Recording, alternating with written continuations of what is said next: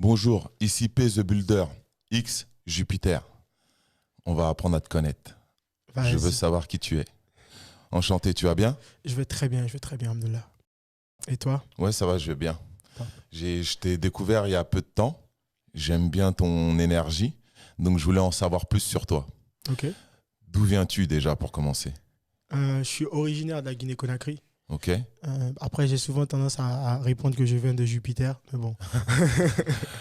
Je suis originaire de la Guinée-Conakry, je suis né au Bénin, j'ai grandi aux États-Unis et donc aujourd'hui je suis en France, mais je suis en Guinée-Conakry, je suis un artiste guinéen. Tu es un artiste guinéen? Ouais. Ok. Je fais de l'afro-pop. Tu fais de l'afro-pop. C'est ta signature musicale. C'est ça. De base, oui. Après, je suis très polyvalent, mais l'afro-pop, c'est ma base. Ok. Tu es né en Guinée? Non, je suis né au Bénin. Au Bénin, excuse-moi. Et tu vis en Guinée? Aujourd'hui, je vis en Guinée. Et tu vis en Guinée. T'es resté combien de temps avant d'aller aux États-Unis? Je suis resté au Bénin jusqu'à mes 17 ans. Ok. Et ensuite, j'ai fait 10 ans aux États-Unis et je suis rentré. 17 ans aux États-Unis? 10 ans aux États-Unis. 10 ans. Mhm. Ok. Ta scolarité, tu étais déjà dans la musique. Je veux connaître ta base de départ. Quelle est ta progression? Ma progression, en fait, Adolescent. je suis tout petit, j'adorais chanter, j'adorais la musique.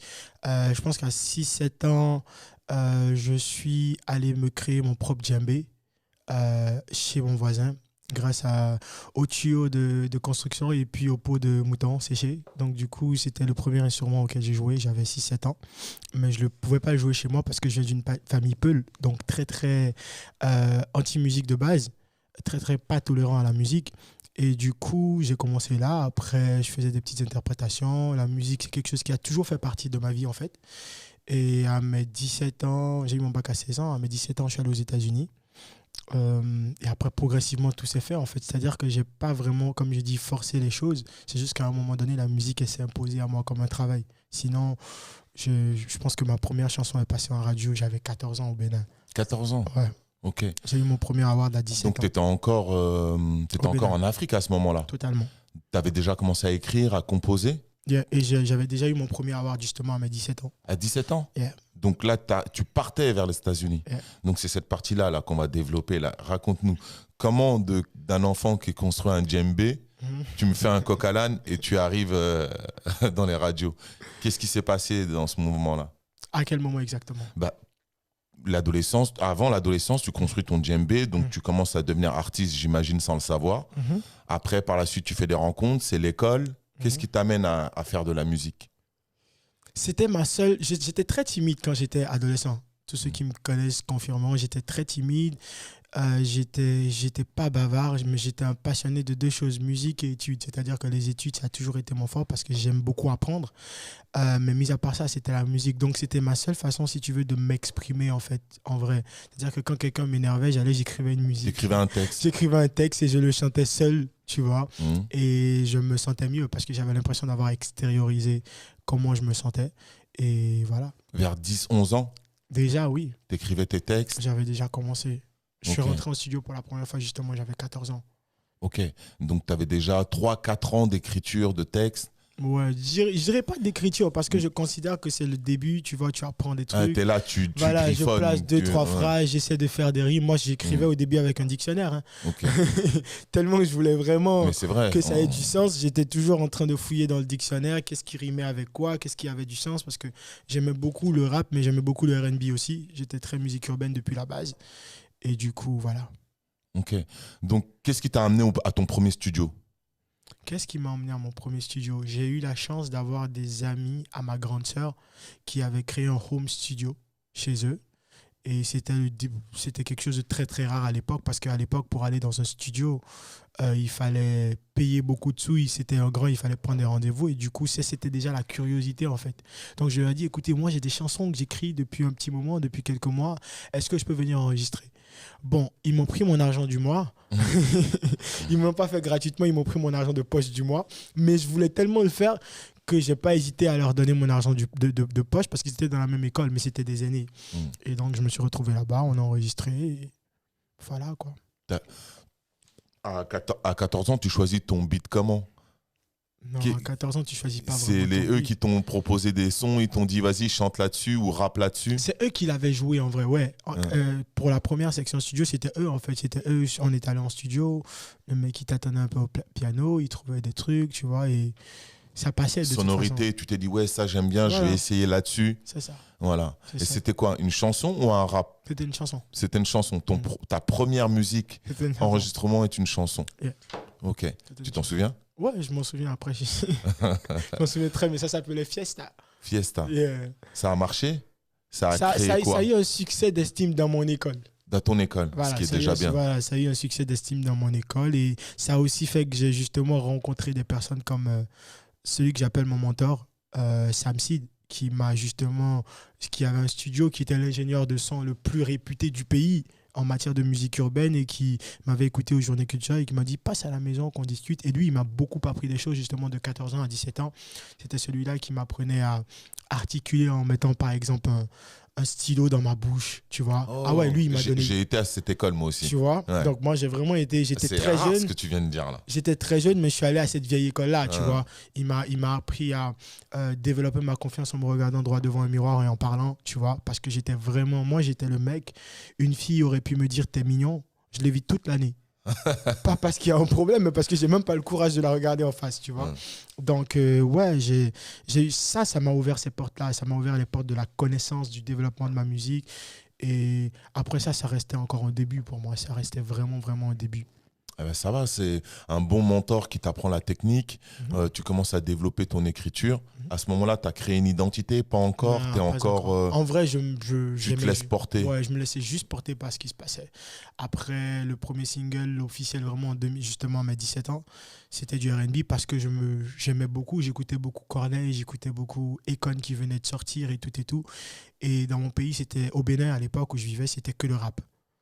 Donc, du coup, c'est ça aussi qui Le m'a rap démarqué. local ou international? Partout, le rap, Ouais. ils écoutaient le rap français, mais genre même les artistes locaux, ils voulaient que rapper. Tout le monde ne voulait que rapper à cette période-là. Je te parle d'une période de 2005 à 2008, tu vois, Ok. où tout le monde voulait que faire du rap. Et moi, j'ai dit non, moi, j'avais envie de chanter.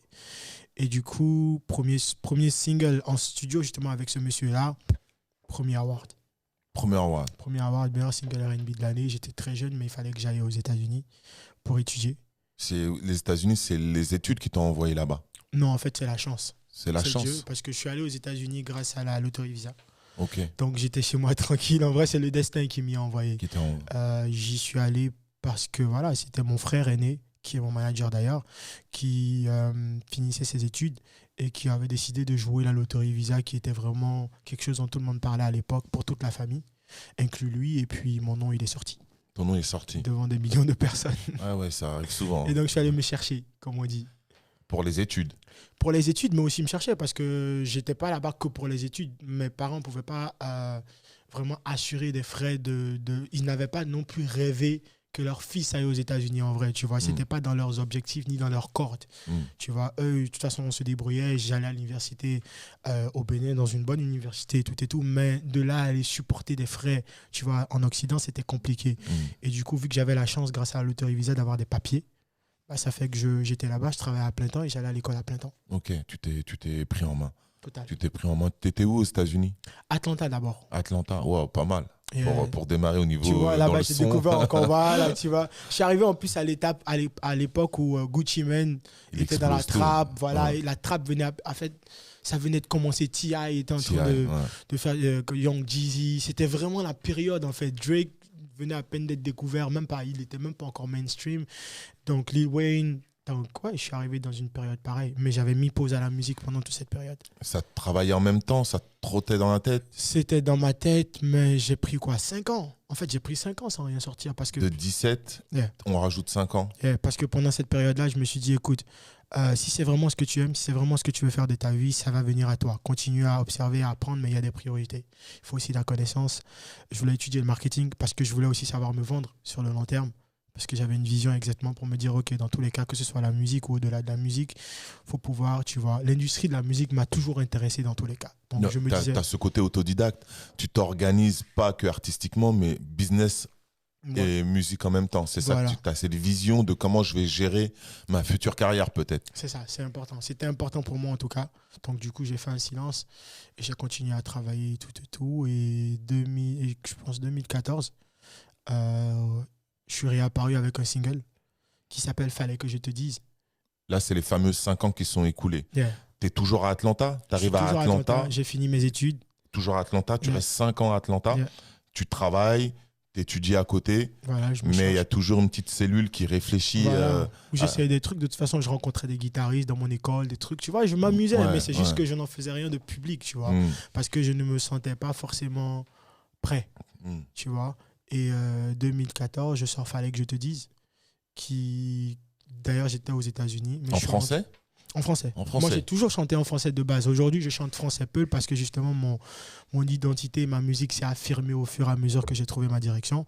Mais au début, c'était que du pur français parce que c'est la langue dans laquelle j'ai grandi. Mais comme tu es aux États-Unis, on aurait pu dire que tu aurais pu faire la bascule. Mais Non. c'est bien, Non, voilà, en fait, c'est intéressant. ce qui m'a Ouais. toujours fasciné, intéressé aux États-Unis, c'est comment ils gèrent le business de la musique, c'est la vision des choses. Mais après, moi, je suis pas anglophone. Hmm, Peut-être demain, je peux faire des morceaux en anglais, mais il faut déjà assumer qui tu es, hmm. d'où tu viens, quelle est ta lignée, quelle est ta cible, avant de vouloir. Et ça aussi, c'est mes études qui m'ont appris ça. Donc, ça me servait à rien, en vrai, de venir et dire, ouais, je vais chanter en anglais, alors que en vrai, je suis pas anglophone et que mon vocabulaire aussi, il est pauvre. Tu vois, parce que l'écriture, c'est ça aussi. Tu peux pas avoir un vocabulaire pauvre, que ce soit un écrivain, un chanteur et tout ce qu'il veut, et vouloir, en fait, faire carrière, tu vois. Donc, du coup, j'étais à 100% concentré. Et d'ailleurs, ils savaient même pas que je faisais la musique pour la plupart. Je communiquais pas vraiment sur l'artiste, Ok. tu vois. Donc j'ai sorti en 2014, Fallait que je te dise. Et À ce moment-là, Mhm. comment tu te mets à enregistrer ce morceau-là? Il est où le déclic pour repartir au studio? Waouh, Fallait que je te dise. Ok, Fallait que je te dise, c'était après une opération. J'irai pas dans les détails, mais une grosse opération qui m'a mis en 2013, qui m'a mis 6 mois hors physiquement, c'est-à-dire Hors jeu. hors jeu. C'est-à-dire qu'aujourd'hui, je te le dis là, en vrai, j'en ai jamais parlé. C'est-à-dire que pendant ces 6 mois-là, j'étais sur les réseaux, j'étais tranquille. À part ma famille, personne ne savait. C'est-à-dire que j'avais perdu. Je pouvais pas marcher. Pendant 6 mois, j'avais une grosse opération. Et c'était des morceaux tristes qui me venaient en tête. C'est-à-dire il y avait beaucoup de choses, il y avait la musique, T'étais etc. bloqué, Voilà, donc assis, tu pouvais pas aussi te déplacer, j'imagine. du tout. Donc la feuille et l'encre. La feuille et l'encre, et il fallait que je te dise, elle est venue de là, en fait. Elle est vraiment venue j'ai envie de te dire, du néant. Vraiment de la période où j'avais l'impression de. Voilà, quoi, que j'étais juste là, T'as accouché quelque chose. T'as sorti ton ressenti. C'est ça. Donc, Fallait que je te dise. Yeah, fallait Le que je titre te va avec. Yeah, il va avec. Parce que la première phase, déjà, c'est désolé d'apparaître comme ça devant toi après toutes ces années. Donc, c'était déjà ça, justement, ça, je pense que ça a toqué déjà dans la tête des fans qui connaissaient le Jupiter avant, qui avaient découvert vite fait un artiste. Mais aussi, ça a créé une curiosité, en fait, tu vois. Et il fallait que je te dise, ça a fait un gros boom. Tu te mets à écrire à ce moment-là. Mhm. Dès que ça va mieux, tu te remets en studio. C'est ça. C'est ça. Dès que Dès que tu je- te sens, tu te remets en studio. Tu sais déjà sur quelle musique tu vas aller ou pas du tout. De base, je savais déjà, oui, parce qu'en fait, oui, c'est Nick, qui est un compositeur béninois, qui m'envoyait des prods de temps à autre. Tu vois, même quand j'étais aux États-Unis. Il a continué de te suivre. Oui, Ah. non, lui, il a continué de me suivre. Il continue d'ailleurs de me suivre. Et voilà, il m'a envoyé des prods. Et puis, je suis tombé sur la prod là. Elle était triste, elle était belle, elle était. Voilà, donc j'ai écrit. Elle t'inspirait. Yeah. Tu t'appelais déjà Jupiter? Oui, mais pas Davaï. Aujourd'hui, Ok. c'est Jupiter Davaï. Mais avant, c'était juste Jupiter. Ok. Donc, tu sors, tu enregistres ton morceau. Qu'est-ce qui se passe à ce moment-là? Tu décides de le prendre en main tout seul? Tu as fait des études de marketing? Tu le diffuses ou tu l'envoies tout simplement et t'attends les échos? Qu'est-ce qui se En passe? vrai, à ça, j'ai pas fait grand-chose. J'avais des amis, j'avais une petite équipe au Bénin. Parce que c'était là que j'avais commencé la musique. Donc, je pouvais pas aller plus loin pour l'instant. Et du coup, bah, j'ai juste décidé d'envoyer. J'ai envoyé sur Internet, j'ai envoyé sur les radios béninois, j'ai envoyé sur le truc. Et voilà, c'est comme ça que je l'ai fait. J'ai pas vraiment réfléchi à cette période-là à faire quoi que ce soit d'autre. Ouais. Et le retour, il se fait rapidement ou ça met du temps avant que ça explose ou avant que les gens reconnaissent ce morceau? Le retour, il se fait assez rapidement. il se fait assez rapidement parce que, comme je dis, heureusement qu'il y avait comme j'étais actif sur les réseaux sociaux, mais que je ne sortais pas forcément du contenu, j'avais des gens qui continuaient à suivre, les médias, etc. Et ce morceau-là, c'était un peu comme la suite parce que mon premier single dont je te parle s'appelait Jamais loin de toi. Et Jamais loin de toi, c'était l'histoire d'un mec qui, en fait, s'enfuyait, c'est-à-dire qui utilisait la politique de l'autruche, si tu veux, pour sortir d'une relation. Où il y avait un jugement d'ethnie, un jugement de religion, tu vois, où là, les parents ne voulaient pas. Donc, j'étais en mode, il faut que je m'en aille. Et je suis parti aux États-Unis juste après, tu vois. C'est-à-dire que j'ai envie de te dire que toute ma carrière, c'est un film, tu vois. Et donc, quand il fallait que je te dise à venir et que je commence par désolé d'apparaître comme ça devant toi après toutes ces années, c'était... Honnêtement, ça a pris un direct boom. J'ai fui, maintenant je suis désolé d'avoir fui. Voilà, tu as vu, pourtant, c'était déjà un parallélisme entre ma carrière et cette histoire d'amour-là, tu vois, que j'essayais de raconter et que je continue d'essayer de raconter à travers mes chansons. Donc c'était une histoire d'amour où tu t'excuses, on dirait. Ouais, où j'assume que voilà, qu'à un moment donné, j'ai été égoïste. C'est pas une histoire de j'ai trompé ou quoi que ce soit, tu vois, c'est pas du classique, c'était plus en mode, il y a une phrase dedans où je dis, tu rêvais de moi, je rêvais de gloire, je rêvais de toucher la lune et tu étais en proie. Tu vois, j'étais si égoïste que Dieu me pardonne toutes mes erreurs. Donc c'était vraiment une confession, si tu veux, tu vois. Et ouais, le retour a été très intéressant. Mais j'étais pas satisfait. Pas satisfait. 17, 5, deuxième morceau, il sort. Il sort au pays. Il explose plus ou moins. Et en Côte d'Ivoire, ça commence à prendre. En Côte d'Ivoire aussi, ça prend. Il y a une radio Jam en Côte d'Ivoire qui me contacte sur Internet. Il s'appelait Danny Black, c'est une personne là-bas, un frère aujourd'hui, et qui me dit « Yo, j'ai écouté ta chanson sur Internet, moi je travaille à Radio Jam, est-ce que si tu veux, moi je te la mets en radio ?» Bon, au début, je me disais forcément que c'était peut-être une arnaque qui veut se faire payer, etc. Mais non, c'est quelqu'un qui jusqu'aujourd'hui m'a toujours donné de la force. Ouais. Et voilà, quoi, donc ça a commencé là-bas. 2 pays. 2 pays. À ce moment-là, tu es toujours aux États-Unis, tu rentres, tu es là-bas, tu as fini tes études, t'en es où dans ta vraie vie? Dans ma vraie vie... Dans la vraie vie, tout est vrai. Ouais, c'est ça, dans la vraie vie, c'était en mode, j'ai fini mes études. Là, tu as 23, 24. Yeah, j'ai fini mes études, j'étais en train de regarder, j'étais plus à l'aise, j'étais plus vraiment motivé par Atlanta. Donc j'ai décidé de bouger à New York parce que je trouvais qu'Atlanta était un peu trop mou pour moi. Là, on est en quelle année? On est en 2014, fin 2014. 2014. Fin 2014. Ok. Donc j'ai bougé d'Atlanta pour New York. Et j'ai fait un tour avec, il fallait que je te dise, mais j'ai reçu, c'est-à-dire qu'il y avait beaucoup de succès. J'ai eu 100 000 vues à l'époque, imagine, avec un single sur YouTube, ce qui était extraordinaire. Mais j'avais un retour qui était certes positif, mais qui ne me plaisait pas. Ok. C'était celui de « Tu viens d'où ?» Ça, c'est un. Et de deux, « Ah ouais, tu chantes totalement en français, on dirait la musique de chez nous en France. » Et moi, je voulais pas ça. Je voulais pas avoir l'impression de sonner comme quelqu'un. Je voulais pas avoir l'impression d'appartenir là où j'appartenais pas. Tu vois, aujourd'hui, je peux venir en France et passer en radio, mais je vais toujours passer en radio comme un artiste guinéen. Tu vois, le but, c'est justement même l'ambition, c'est de pouvoir le faire. C'est ton côté perfectionniste. C'est mon côté perfectionniste. Et du coup, je me suis rééclipsé. Ok. Yeah. T'as pas choisi. Attends, je vais leur faire voir que je suis moi. Non, parce que je savais pas qui j'étais. En vrai, je savais pas qui j'étais. À ce moment-là, tu sais pas qui t'es. J'étais juste un passionné de musique qui arrivait déjà.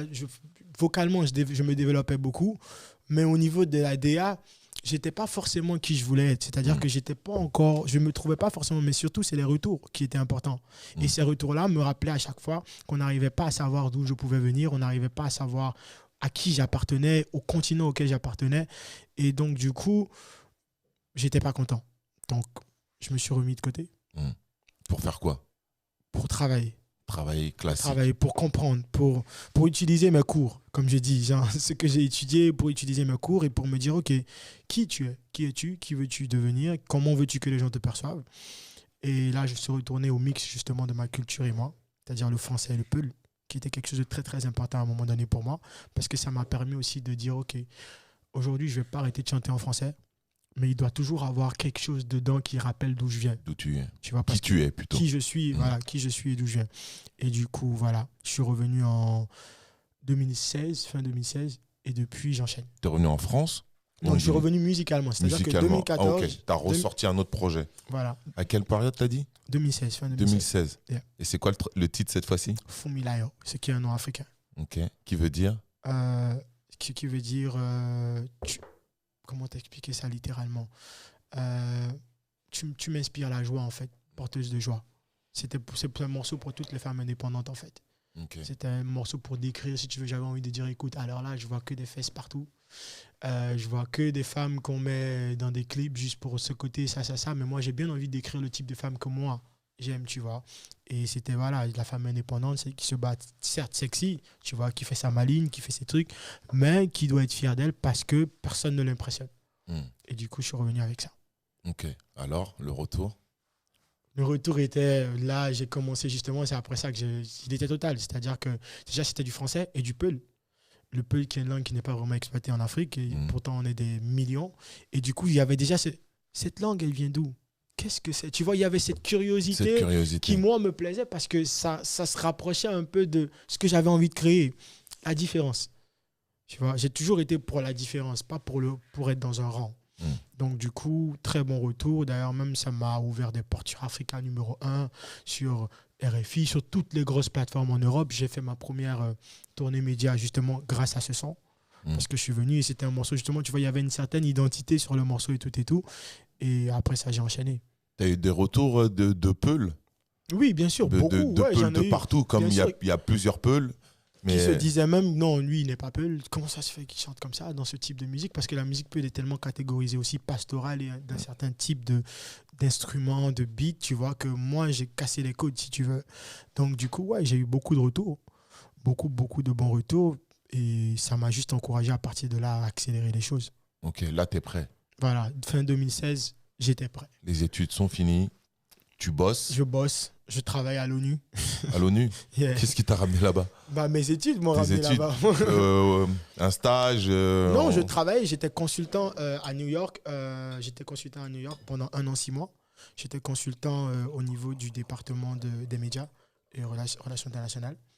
Et moi, j'ai travaillé là-bas mais je ne me sentais pas forcément à l'aise parce que ce n'était pas ma vie, m'asseoir dans un bureau, avoir l'impression d'être bloqué. J'aime bien la liberté des choses. Donc, du coup, en fin 2017, j'ai démissionné et je suis rentré en Afrique. Boum. Bon, ça, c'est après avoir écrit une chanson précise. C'est pas la 3e? Non, c'est après avoir écrit une chanson qui s'appelle Près de moi, qui est d'ailleurs ma chanson. Je pense que c'est mon plus gros morceau jusque-là. Quand j'ai fini d'écrire la chanson, je me suis dit, c'est bon, tu vas pas faire semblant longtemps, c'est ce que tu aimes faire et cette chanson-là peut t'emmener loin. Mais si tu veux qu'elle t'emmène loin, il faut que tu lui donnes le temps. Tu sais, on m'a dit un truc un jour, la musique est très jalouse, la musique ne partage pas. L'art ne partage pas.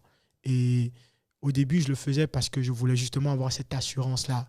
L'assurance, la sécurité, tu vois, on cherche toujours ça. D'avoir un boulot, d'être protégé. Mais à un moment donné, tu te dis, si tu veux gagner gros, tu dois perdre gros. Et donc, fin 2017, je rentre en Afrique, j'abandonne tout, je démissionne, je rentre en Afrique et puis je lance Près de moi. Et la suite, c'est qui je suis aujourd'hui. Qui je suis. Il y a tes premiers titres, ils sont précis, ils ont un super retour. Et en même temps, il y a une histoire, quoi. Quand on suit, en fait, ta musique te suit réellement. Parce que j'essaie d'être le plus vrai que possible. Je ne peux pas être une autre personne. Et je peux pas chanter. Je vais continuer à chanter ce qui m'inspire moi. Après, ça va toucher ceux qui à qui ça parle. Mais je peux pas faire semblant. Aujourd'hui, si j'ai les fans que j'ai, si j'ai les followers que j'ai, si j'ai envie de dire le succès que j'ai, c'est parce que j'ai été moi et que les gens se sont retrouvés en moi. Donc, si j'évolue, ils vont évoluer avec moi. À chaque fois, tu chantes, tu rappes plus du tout, là? Non. Moi, le rap, c'était juste un délire. Après, c'était le délire du tout début. Je suis allé à l'école du rap. C'est-à-dire que c'était où on te met les prods, il faut que tu chantes direct, il faut que tu rappes direct, il faut que tu freestyle, tu vois. T'as l'école, t'as l'expérience, mais ton truc, c'est la chanson. C'est la chanson, à fond. T'as des références? Mes références sont mixtes. C'est-à-dire que moi, mes références sont basées sur la musique et le business. Donc, je te dirais que si je te fais un top 5... Musicalement, je te dirais Gims. Je te dirais Akon. Je te dirais Drake. Je te dirais Davido. Je te dirais... Je sais pas. Il y en a pas beaucoup. Mais c'est déjà, ça suffit déjà. Mais quand j'étais petit, Quand j'étais petit, c'était Papa Wemba, Alpha Blondie. Moi, j'écoutais que de la variété africaine. Ouais, J'écoutais le pas de la pays. musique urbaine, en fait. C'est pas de la musique qui m'intéressait en vrai. Parce que pour moi, c'était pas forcément le plus identitaire que possible. En business, c'est pareil. En fait, tous ceux-là, ils ont réussi à allier musique et business. Donc, c'est pour ça que je les respecte, justement. C'est des gens qui ont réussi à allier les deux, mais surtout à avancer sans pression dans leur truc et à créer leur monde. Et ça, c'est quelque chose d'extraordinaire. Très bien, très bien. La suite, là, ça explose. Tu te concentres. Tu veux vraiment rentrer... là, tu te concentres dans ta musique. Quel est ton projet? En 2017, fin 2017, mon projet, c'était mon premier album. J'ai dit, écoute, ça fait des années que tu chantes, tu fais des trucs. Pour les gens, c'est que j'ai une carrière depuis longtemps. C'est-à-dire que pour les gens, c'est peut-être que j'ai disparu des années, mais que j'étais toujours à fond, tu vois. Donc là, j'étais rentré dans le concept de l'album. Et ensuite, je suis allé m'installer à Abidjan. Parce que pour rentrer en Afrique, je me suis dit, Abidjan, c'est la plaque tournante. Donc, il vaut mieux que j'aille déjà là-bas, que je vois comment les choses se passent, quels sont les codes, comment ça fonctionne. Et de là, ensuite, je verrai où m'installer, soit le Bénin, soit la Guinée, parce que ça reste chez moi. Donc, je suis allé à Abidjan, j'ai fait 1 an. J'ai réussi à avoir le succès d'estime, j'ai envie de dire. On appelle ça un succès d'estime, parce qu'au niveau des médias, au niveau d'une certaine classe, une certaine couche, 2017, fin 2017 à fin 2018. Et là, je dis, OK, là, je pense que je suis totalement prêt. Et je rentre en Guinée. Pour enregistrer ton album? J'avais déjà commencé à enregistrer l'album. Depuis fin 2017, j'étais déjà... Le premier single qui est sorti justement en fin 2017, c'était le premier son de l'album. C'est-à-dire que j'ai pris mon temps pour enregistrer mon album. Mon album, en vrai, je l'ai enregistré de partout. De la France aux États-Unis, en passant par la Côte d'Ivoire, à la Guinée. C'est un album où je suis passé au mood, en fait. Ça s'appelle Fabel en chapitre 1. Et c'est un chapitre de ma vie. Donc, il n'y a pas de restriction sur où j'enregistre ou sur de quoi je parle. C'est un journal intime, en vrai. Il a combien de titres, cet album? Le premier album, on a beaucoup. Il en a 19. 19 titres. Yeah. Okay. Il en a 19 parce que j'en avais beaucoup à donner. Bah ouais, t'as sorti 3 morceaux. Tu vois, non? T'as été égoïste, t'as tout gardé pour toi. Là, t'as décidé de, allez, bon, je rends la monnaie. J'explose tout. C'est ça. Le retour. T'as beaucoup de titres qui sortent de cet album. J'avais enchaîné de 2017 à 2020. Je pense que j'ai sorti, matin, midi, soir, compliqué, ramène, je n'y arrive pas, près de moi. J'en ai sorti 8 au moins, de 2017 à 2020. C'est-à-dire que, juste pour aussi montrer aux gens que avant on était juste dans... Voilà, et puis avant, on était juste dans du tâtonnement, mais de 2017 à truc, inclus les feats, j'ai sorti au moins 8 morceaux. Ok. L'album, pareil, les médias, tu as des bons retours en Afrique. L'album, j'ai lancé il y a 5-6 mois en Guinée. Pour le concert du lancement, j'ai fait 50 000 personnes. Donc c'était... En Guinée. En Guinée. Sans promo. On a fait de la promo. La promo là-bas, sur place. Locale. On a fait de la promo locale, on a fait de la grosse promo. J'ai eu le support de beaucoup de médias, d'Afo, tous les médias du pays en fait. Vraiment, vraiment tous les médias. Mais après, j'étais en partenariat. Mais ouais, gros succès d'estime. 50 000 personnes, extraordinaire. Et là, on continue à travailler.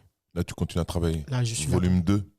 Là, je suis là, par exemple, aussi pour défendre chapitre 1. Donc, on prend le temps de défendre chapitre 1, de développer chapitre 1. Il est sorti il y a à peine 5-6 mois. Et chapitre 2 viendra en moment venu. Qu'est-ce que tu donnes aux gens? C'est quoi ton objectif? Qu'est-ce que tu partages avec eux? La bonne énergie, la vibe. La bonne énergie, la vibe. C'est ce que tu veux transmettre. Ce que je veux transmettre, c'est comment je vois les choses. Mais c'est aussi la bonne énergie. C'est la bonne humeur. C'est mon histoire, en fait, parce que je suppose et je suis persuadé d'ailleurs que ce que je vis, je ne suis pas le seul à le vivre. Ce que je vois, je ne suis pas le seul à le voir. Donc, du coup, un artiste aussi, c'est ça. C'est de raconter soit ce que tu vois, soit ce que tu vis. Et du coup, voilà, c'est partager, en fait. C'est partager ma vie avec le monde, l'univers, et voilà. Qu'est-ce que tu aimerais dire à tes fans, dire aux gens qui te suivent, qui te découvrent aussi? Qu'est-ce que tu aimerais dire? Quelle est la plus grosse valeur de ta musique? La plus grosse valeur de ma musique, c'est ce que je fais. Je pense que nous sommes tous les artistes sont uniques en leur genre. Donc en vrai, la plus grosse valeur de ma musique, c'est moi, c'est mon C'est toi, énergie. c'est ton énergie. C'est déjà moi, comme tu dis, mon énergie, c'est ce que je chante, c'est comment j'écris et c'est comment je chante. Donc en vrai, ma plus grosse valeur, c'est juste moi, c'est moi. Au niveau business, tu t'es organisé comment? Tu as dit tout à l'heure que ton frère était ton manager. Et c'est mon partenaire et mon manager aussi. C'est partenaire business et management. Et management en même temps. Comment tu as réfléchi cette partie-là? En Afrique, il y a beaucoup d'artistes qui essaient de travailler. Toi, comment tu as fait pour t'organiser, pour sortir du lot? Tu es en label, tu es en indépendant, tu travailles comment? On est totalement en indépendant, on a notre propre label. Donc du coup... Pourquoi tu as ton propre label? C'est une suite logique pour toi ou c'est à défaut de ne pas avoir trouvé de maison de disques? Qu'est-ce qui s'est passé? Honnêtement, c'est pas à défaut. Il y a eu des trucs qui nous sont passés à côté, mais c'est peut-être à défaut de ne pas avoir trouvé des gens qui voyaient les choses comme on les voyait. Parce que c'est aussi très important en fait. Le truc, c'est que en toute humilité, avec mon frère, on a une vision de la musique, on a une vision de l'Afrique, on a une vision de certaines choses et on aimerait pouvoir l'appliquer. C'est ce que d'ailleurs on s'attelle à faire. Mais après, on ne peut pas marcher avec ceux qui n'ont pas la même vision. Ce n'est pas une histoire de guerre ou quoi que ce soit, c'est juste qu'on ne peut pas. Vaut mieux se trouver des alliés et être plus fort que de se prendre la tête juste parce que peut-être moi j'ai de l'argent à gagner avec toi, tu as de l'argent à gagner avec moi, ça ne va pas aller loin. Il y aura forcément des frictions à un moment. Donc pour l'instant, si on est en indépendance, c'est parce qu'on a considéré que jusque-là, on arrivait à gérer et qu'on n'avait pas forcément... On n'était pas forcément tombé sous des personnes ou des maisons qui voyaient les choses de la même façon que nous. Ok. Tu as une bonne popularité en Afrique de l'Ouest. Ça va. Pour le reste, tu existes en Europe, tu existes aux États-Unis, comme tu as vécu là-bas. Peut-être que tu as aussi développé ton réseau là-bas. Aux États-Unis, j'existe au niveau de la communauté internationale, c'est-à-dire de la communauté africaine, surtout guinéenne et béninoise et ivoirienne, dans les pays par lesquels je suis passé. J'entends pas le Mali, là. Le Mali ne te suive pas ou Mais quoi? il faut que j'aille... Non, justement. En fait, c'est parce qu'on n'a pas encore attaqué le Mali. Tu sais, comme je dis, tout est progressif. Je ne peux pas viser 100 pays en même temps. Non, après, c'est quand tu sors un morceau, il appartient aux ondes. Tu vois, il s'envole. Voilà. Donc, du coup, le Mali, j'espère d'ailleurs y être bientôt. Mais pour l'instant, c'est plus ces pays-là. C'est plus ces pays-là qui fonctionnent. Ces pays-là et un peu l'Afrique centrale. Gabon, Cameroun, tu vois. Mais ouais, ça va. Ça va. Et en Europe, c'est pareil, c'est la communauté internationale. C'est truc, mais on espère bien pouvoir encore rentrer au-delà et forcer les portes des radios. Bon, pas forcer, venir leur montrer ce qui se passe parce que c'est ce qui c'est, quoi, tu vois. Mais c'est ce qui va se faire. C'est ce qui va se faire. Inch'Allah. Je vais te laisser le mot de la fin. Okay. Hein? Qu'est-ce que t'aimerais qu'on te souhaite pour ton projet, pour ton album ou pour ta suite? Qu'est-ce que tu dirais, toi, aux gens? Juste le meilleur. Le meilleur. On dit que le temps remet chacun à sa place. Donc, du coup, que ce soit juste le meilleur, la santé, longue vie, et qu'on continue à travailler. Et que, voilà, quoi, je pense que ça va se faire avec le temps. On peut te retrouver où? On peut me retrouver sur Facebook, Jupiter Da Vibe, Jupiter DAVIBE. Instagram, même chose. YouTube, pareil. Mon album Fabel en chapitre 1 est disponible sur toutes les plateformes de téléchargement légal. Deezer, Spotify, Apple Music. Fabel, c'est FAABELAN. De toute façon, vous tapez Jupiter Da Vibe sur toutes ces plateformes-là, vous trouverez ma musique. Il y a quelqu'un qui me l'a beaucoup validé, un ami de très longue date parce qu'on a commencé ensemble, il s'appelle Oxmo Puccino. Yeah. Il te valide avec beaucoup de force. Yeah. Hein? J'aime le dire parce que c'est un nom assez intéressant et important. Et Oxmo aime l'écriture. Donc, quand il valide quelqu'un en général, c'est que la personne elle a du fond. Voilà, il m'a donné beaucoup de force, Oxmo. Il m'a donné beaucoup de force. C'est un grand frère. C'est quelqu'un d'ailleurs que j'ai découvert, justement, j'ai rencontré. Bon, pas découvert, je le connais depuis tout petit. Plaque Desperado, c'était un de mes sons. Moi, je suis de cette génération. Je ne connaissais pas plutôt le Oxmo d'avant. Mais oui, c'est quelqu'un qui a toujours été ouvert avec moi. Quand je viens à Paris, il m'invite chez lui. Je suis tellement d'humilité et honoré d'avoir de la force d'un monsieur pareil. Et voilà, ça me donne aussi de la force à me dire que, écoute, si quelqu'un comme ça croit en toi, c'est une légende. C'est que t'as les armes pour faire ce qu'il y a à faire. Ok. En tout cas, tu es un artiste, j'aime bien ton profil parce que tu es humble et en même temps, tu sais où tu vas. Tu es un entrepreneur qui sait où il va. Donc, tu as une forme d'ego qui te permet d'avancer et de faire tes choix. Tu sais trancher comme il faut, comme il le faut. Je te souhaite beaucoup de chance dans ton son, dans ta musique. On va te suivre et j'espère que vous allez découvrir Jupiter. Ok, pour ceux qui ne le connaissent pas. J'espère aussi. Aïe. Aïe. Vas-y, mon gars. À bientôt. À bientôt.